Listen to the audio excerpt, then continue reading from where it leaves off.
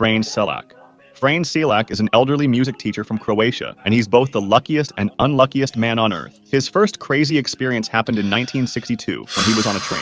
A fault in the tracks caused the train to derail and plunge into the freezing river below. Most passengers either died in the crash or drowned in the submerged train, but Frane miraculously survived with only a broken arm and managed to swim to shore. In 1963, just a year after the train incident, he was on a small plane when, mid-flight, both engines failed. As the aircraft went into a freefall, a malfunctioning door blew open, yanking Frane out of the plane. Without a parachute, he must have thought he was going to die. The plane crashed into a hill, killing all 19 passengers on board. However, Frane survived by landing on a haystack.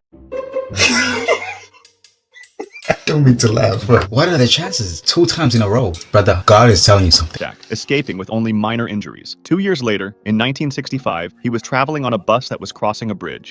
Icy conditions caused the bus's wheels to lock up, sending the vehicle crashing through the safety barrier and into the valley below. 4 passengers lost their lives, yet Frane survived once again. Frane. There's something you're not telling us. That's very suspicious. How did he get into an accident 3 times and he survived? There's something they're hiding here. Not to say he shouldn't have survived, but that's very suspicious, bro. After multiple accidents involving public transportation, Yeah. he decided to rely on his own car, only to find that it wasn't any safer. In 1970, while driving, his engine suddenly burst into flames. Miraculously, he managed to jump out time and survived. But this wasn't his only brush with fire. 3 years later, in 1973, while driving another car, the fuel pump ruptured, causing yet another fire. This time, the flames were blown directly toward him through the air vents. Despite suffering burns, he once again managed to escape. As if that weren't enough, in 1975, he survived being hit by a bus. Then, just a year later, he had another near-death